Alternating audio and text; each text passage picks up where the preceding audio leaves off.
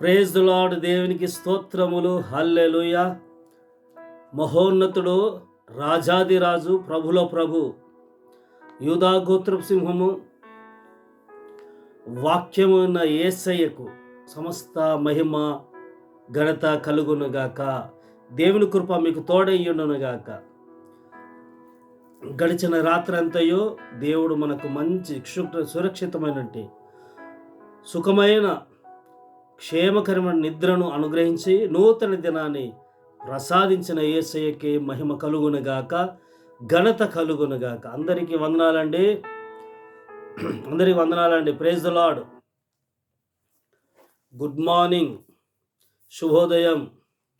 నాకు ఈ ఇంగ్లీషు తెలుగు తప్పించి హిందీ, మరాఠీ, తమిళ్ ఏది రాదండి. సో అందరికి గుడ్ మార్నింగ్, శుభోదయం. దేవుని వాక్యం చదువుకుందామండి. డైలీ బ్రెడ్లో ఈరోజు చాలా మ్యాటర్ ఉంది. అయితే కాస్త మనము గబగబా ముందుకు వెళ్ళిపోదాం. ఉదయకాల సమయంలో దేవుడు మనకిచ్చినటువంటి వాక్యాన్ని మనం చదువుకుందాం. గళితీయులకు రాసిన పత్రిక, అపోస్తలుడైన పౌలు గళితీయులకు రాసిన పత్రిక 3వ అధ్యాయము 23 నుండి నేను చదువుతానండి. 23 నుండి. విశ్వాసము వెల్లడి కాక మునుపు ఇక ముందుకు బయలుపరచబడబోవు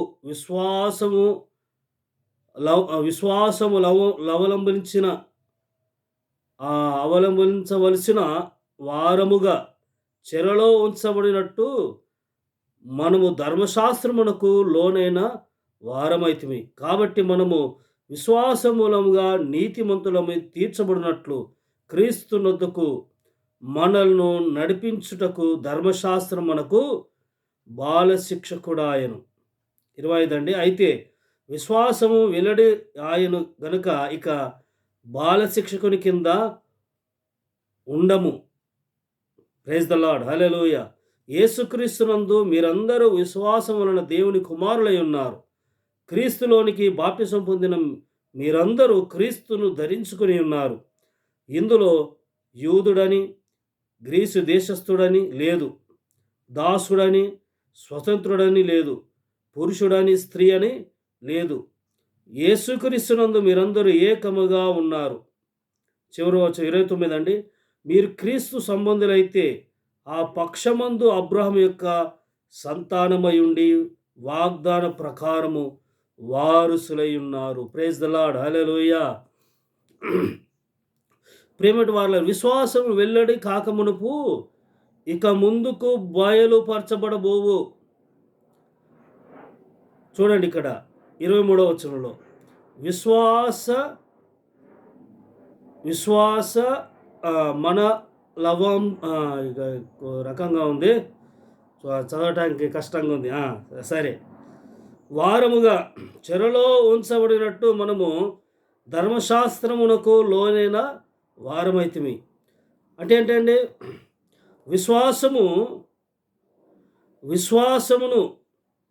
విశ్వాసమును బట్టి నీతిమంతులు తీర్చబడతారు. అయితే ఏంటంటే ఈ ధర్మశాస్త్రముకు లోనైన ఎప్పుడు విశ్వాసము అంటే క్రీస్తు రాకమునుపు ధర్మశాస్త్రమును అవలంబిస్తూ విశ్వాసమును చాటుకున్నాం. అయితే ఇక్కడ ఏంటంటే ఈ ధర్మశాస్త్రం మనకు మేలే చేసింది. ఏం చేసిందండి? మేలే చేసింది. ఈ ధర్మశాస్త్రము మేలు చేసింది. ఈ ధర్మశాస్త్రం వలన చూడండి ఇక్కడ 24 వచ్చు. కాబట్టి మనము విశ్వాసములుగా నీతిమంతులమని తీర్చబడినట్లు క్రీస్తునొద్దకు మనల్ని నడిపించుటకు ధర్మశాస్త్రము మనకు బాలశిక్షకుడా. ఏనంటే ధర్మశాస్త్రము క్రీస్తు యొద్దకు నడిపించింది, బాలశిక్షకుడు ఆయను.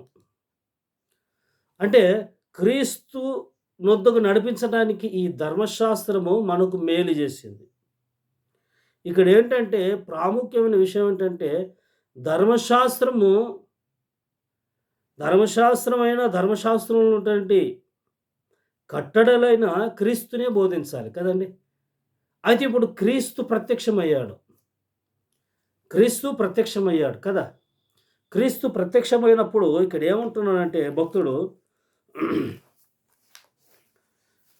అయితే విశ్వాసం వెల్లడాయను గనుక ఇక బాల శిక్షకుని కింద ఉండము. బాల శిక్ష అంటే ఎవరు? ఏంటంటే ధర్మశాస్త్రం. ఇక క్రీస్తు మనకు కనబడ్డాడు, క్రీస్తు మనకు దొరికాడు, క్రీస్తులోనికి వచ్చేసాము. ఇక మనకు ధర్మశాస్త్రము అవసరం లేదు. ధర్మశాస్త్రం అంటే అక్షరం, క్రీస్తు అంటే ఆత్మ. చెప్పండి ఏంటండి? ధర్మశాస్త్రం అంటే అక్షరము. బైబిల్లో నేను చెప్పేట బైబిల్లోనే ఉందండి. అక్షరము చంపును, ఆత్మ జీవింప జేయును. ఈ ధర్మశాస్త్రము క్రీస్తునొద్దకు నడిపించింది. అయితే ఇప్పుడు మనకు ధర్మశాస్త్రం అవసరమా? క్రీస్తు అవసరమా? అయితే ధర్మశాస్త్ర కింద మనము పౌలు అంటున్నాడు, ఇక మేము ఉండము, ధర్మశాస్త్రం కింద ఉండము మేము. ధర్మశాస్త్రంలో ఏముంది? కంటికి కన్ను, పంటికి పన్ను. ధర్మశాస్త్రంలో ఏముంది? అక్షరాలు ఉన్నాయి. మాకు ఇప్పుడు కావాల్సింది అక్షరాలు కాదు,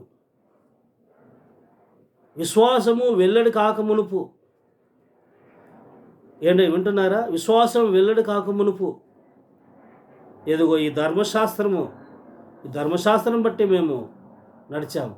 కానీ ఈ ధర్మశాస్త్రం మాకు మేలు చేసింది. ఎందుకంటే క్రీస్తునొద్దకు అక్కడ రావడం కదండి.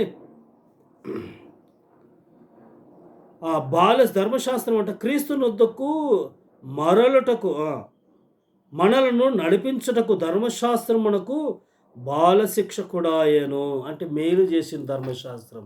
ఇప్పుడు ధర్మశాస్త్రం మనకు అక్షరంలా ఉంది. పౌలు అంటున్నాడు ధర్మశాస్త్రము కింద ఉండం మేము. అయితే ఇక్కడ ఏంటంటే ధర్మశాస్త్రము మనకు మేలు చేసింది. అయితే క్రీస్తునొద్దకు నడిపించింది కదా, మేలు చేసింది. ఇప్పుడు పరిపూర్ణంగా బోధించేవాడు క్రీస్తు. ఉండగా మనకు ధర్మశాస్త్రం కింద మేము ఉండము. Praise the lord. హల్లెలూయా. చెప్పండి హల్లెలూయా. ఇక్కడ నా యొక్క అంశం ఏంటంటే అక్కడే చివరిలో ఉంటుంది చూడండి. క్రీస్తులోనికి బాప్తిసం పొందుకున్న మీరు 26లో కూడా ఉంటుంది చూడండి. 26లో యేసుక్రీస్తునందు మీరందరూ విశ్వాసం వలన దేవుని కుమారులై ఉన్నారు. క్రీస్తులోనికి బాప్తిసం పొందిన మీరందరూ క్రీస్తును ధరించుకొని ఉన్నారు. ఇందులో యూదుడని గ్రీసు దేశస్థుడని లేదు, దాసుడని స్వతంత్రుడని లేదు, పురుషుడని స్త్రీ అని లేదు. యేసుక్రీస్తునందు మీరందరూ ఏకముగా ఉన్నారు. Praise the lord. హల్లెలూయా. ఏకముగా ఉన్నారు. క్రీస్తునందు ఏంటంటే యూదులని, యూదులు, అన్యులని ఏ భేదం లేదు. దాసుడని, ఇంకేంటంటే స్వతంత్రుడని, పురుషుడని, స్త్రీ అని ఏ భేదం, అందరూ సమానమే. ఏమండి? యేసుక్రీస్తు గ్రీసు దేశస్తుల కొరకే పుట్టాడా, చనిపోయాడా? గ్రీసు దేశస్తుల కొరకు మాత్రమే రక్షణ ఇవ్వడానికి ఈ లోకానికి వచ్చాడా? యూదులకు కూడా వచ్చాడు, గ్రీసు దేశస్తులకు వచ్చాడు, దాసులకు వచ్చాడు, స్వతంత్రులకు వచ్చాడు. అందరి కొరకు యేసు క్రీస్తు వచ్చాడు. Praise the lord. హల్లెలూయా. ఆయన అందరి కొరకు చనిపోయాడు కదండి. ఏ భేదం లేదు, అందరి కొరకు ఆయన చనిపోయాడు. అందుకే ఈ పౌలే అంటున్నాడు చూడండి, గళిత రాసిన పౌలే రోమా 3:23లో అంటాడు, అందరూ పాపము చేసి దేవుడు అనుగ్రహించు. రోమా 3:23 అండి. రోమి రాసిన పత్రిక 3:23.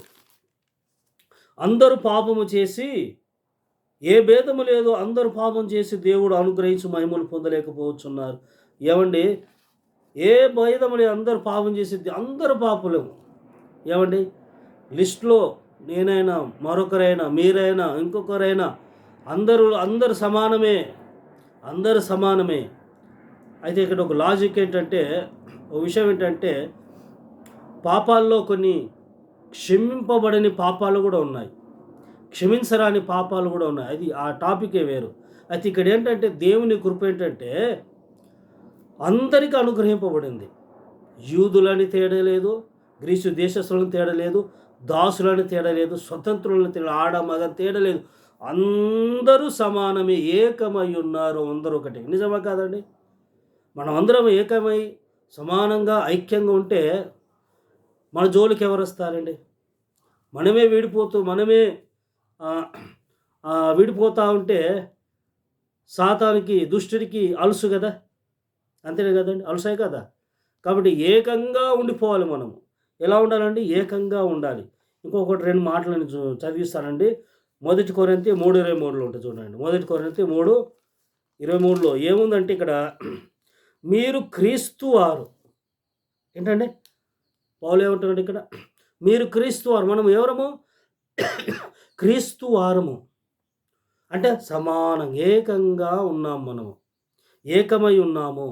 మనమందరం సమానమే. నువ్వు వేరు, నేను వేరు, మన వారు వేరు, అలా తేడా రాకూడదు, తేళ్లు చూపకూడదు. ఈ రోజుల్లో బాధకరమైన విషయం ఏంటంటే మన క్రైస్తవులలో తేడాలు ఉన్నాయి. ఏమండి, నేను పదే పదే చెప్తూ ఉంటాను, character is very important, not caste. Character important, not denomination కాదు, character important, not doctrine. Character very important.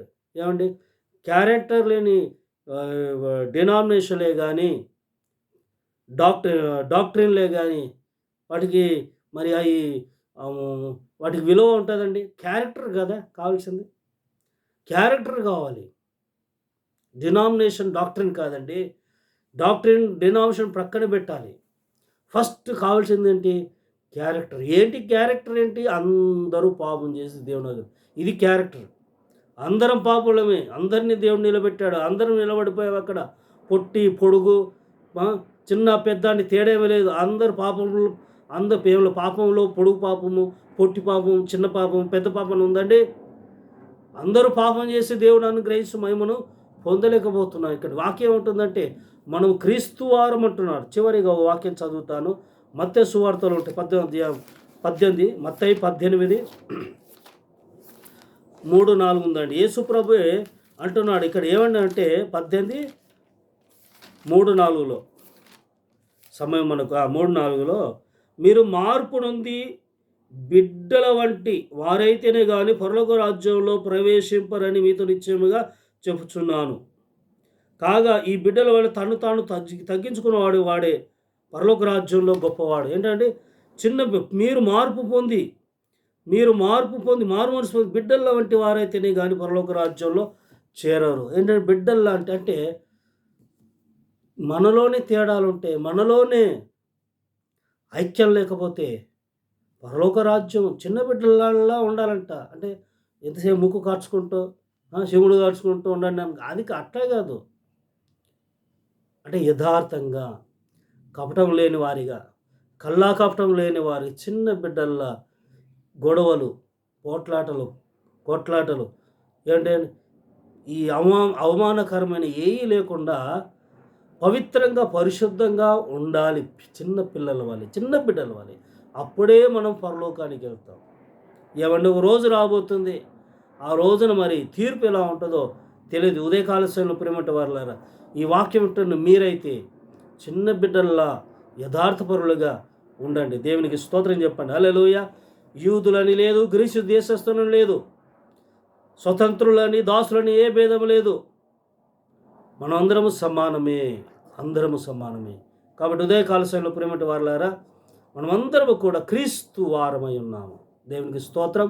దేవుని కృప మీకు తోడైనగాక. ఈ రోజంతా నా యేసయ్య సహాయం మీకు కలుగునుగాక.